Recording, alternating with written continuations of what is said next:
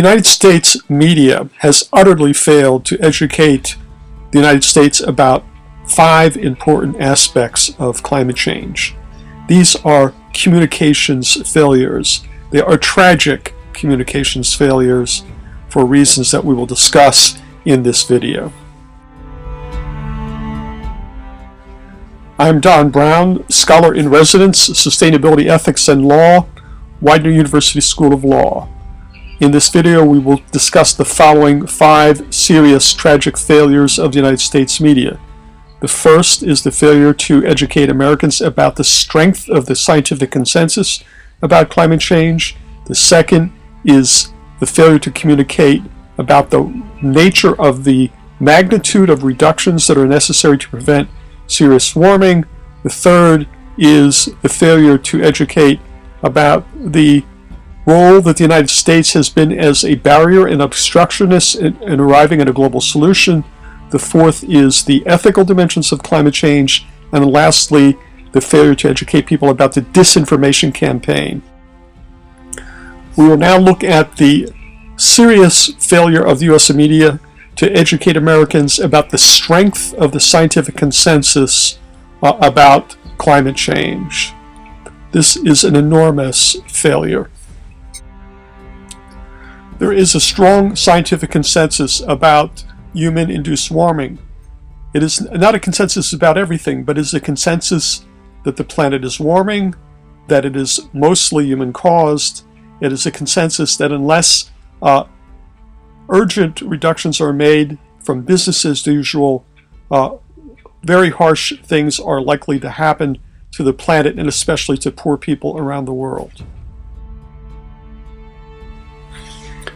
Americans have been completely uninformed that every academy of science in the world that has taken a position that supports the consensus view. There are 19 of them, most of which are listed on the slide, including the United States Academy of Sciences. The scientific consensus position is also supported by almost all scientific organizations whose membership includes relevant climate change science. And so there's a huge support by the most prestigious scientific institutions around the world. The scientific consensus position is also supported by 97 or 98%, according to 2 recent studies, of the scientists that actually do peer-reviewed scientific research in scientific journals. And so the consensus position is a very strong consensus position, and Americans are completely unaware of the strengths of this position. Americans are, for the most part, completely unaware of the magnitude of emissions reductions that is going to be necessary to prevent really dangerous climate change, according to the consensus position. This chart demonstrates the enormity of the challenge, the magnitude of reductions that are necessary to prevent climate change, the civilization-challenging nature of the reductions. The top line is business as usual. Various colored lines shows you emissions reductions pathways necessary to stabilize at various levels. For instance, one of the blue lines is 450 parts per million. The difference between the top line and the colored lines is huge. This chart also shows something that most Americans are completely unaware of: the magnitude of reductions necessary to prevent really dangerous climate change. There's a scientific consensus that dangerous climate change is very likely above 2 degrees centigrade. The red line in the middle chart is the emissions reductions pathway that would be necessary to stabilize carbon dioxide at 450 parts per million. But the numbers in the chart show that even at 450 parts per million, there's between a 45 and 78% chance that you will overshoot the 2 degrees centigrade. Americans, for the most part, are completely unaware of the fact that the United States has been, for over 30 years, a barrier, an obstacle to arriving at a global solution in international climate negotiation. most Americans don't know that every nation in the world, for the most part, have been meeting almost every year since 1990 to try to develop a global solution to this global problem. Most Americans don't know that the United States, with the help of a couple of other countries, for the most part, has been the major barrier and obstacle to achieving a global solution that will really prevent dangerous climate change. Americans are unaware of the fact that U.S. has not been a good global citizen. The United States press and even the participants, including the NGOs, have been completely silent in the United States that climate change must be understood as a civilization-challenging ethical and moral problem, and understanding that has profound implications for U.S. policy formation. There are several reasons why this problem must be understood as an ethical and moral problem. The first is, it is because it is a problem where some people, some nations, some individuals, more than others, are causing the problem that are putting others that have done little to cause the problem at great risk. And so some people are causing the problem and putting poor people around the world at great risk.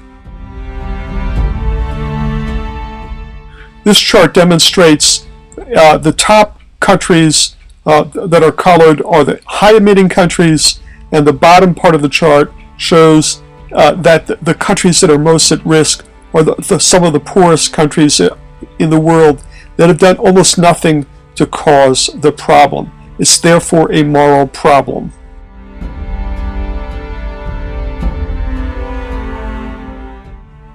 The second reason why climate change must be understood as a moral problem is that the harms to the victims are not mere inconveniences.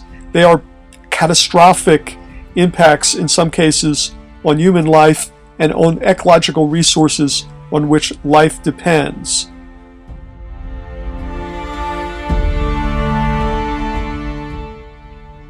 One part of the world that is really vulnerable to climate change are small island developing states in the Pacific that have done nothing to cause this. Their very existence is hanging in the balance as sea level rises. Africa is the disaster center for climate change. Most African countries and individuals have done nothing to cause this problem. Africans are at great risk from loss of agriculture, water supplies, vector-borne diseases, floods, and droughts. And so climate change is an ethical problem because the harms are potentially catastrophic to the Africans. Another part of the world that is particularly vulnerable to climate change is Asia, and particularly Southeast Asia. This chart shows you that there are tens of millions of people that are extremely vulnerable to climate change because the rivers on which they depend for both agriculture and drinking water are glacier-fed, and the glaciers are disappearing. Yet these people have done little to cause climate change.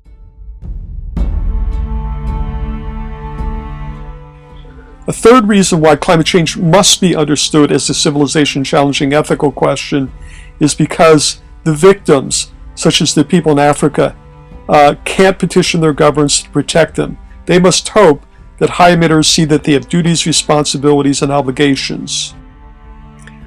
And so climate change must be understood as a civilization-challenging ethical problem.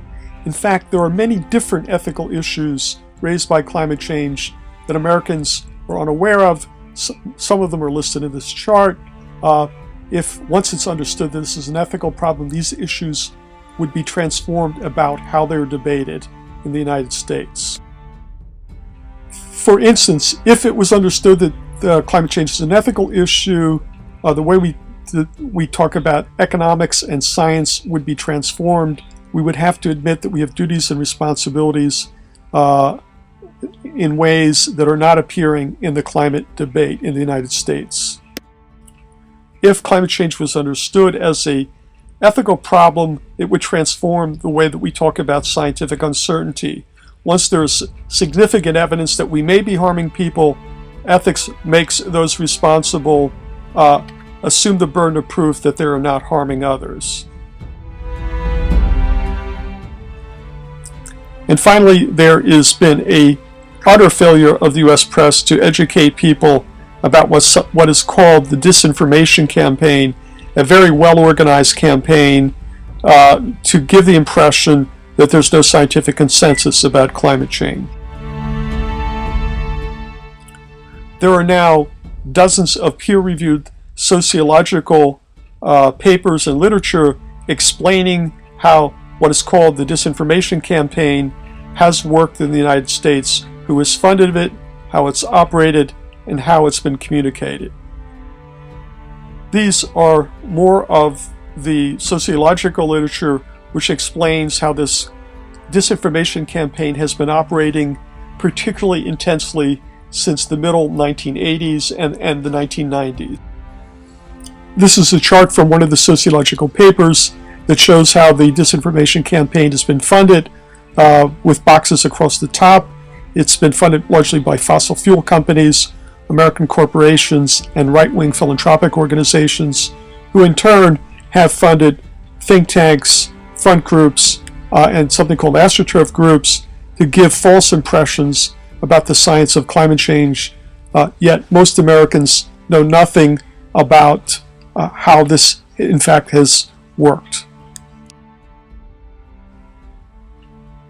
What is so remarkable about climate change is that differences of opinion has not been between fossil fuel company funded think tanks and environmental groups, but it's been a fight between the fossil fuel interests and the most prestigious scientific organizations in the world. Yet most Americans are completely unaware of this fact. Despite the enormity of the threat of climate change, Americans are completely unaware of the nature of the scientific consensus, the magnitude of reductions, and the urgency of the reductions that are necessary, the fact that the U.S. has been a barrier and therefore arguably a bad global citizen, the ethical nature of the climate change debate, and know very little about the disinformation campaign. This must be understood as a significant, tragic failure of the media to educate Americans about their duties and responsibilities to the rest of the world.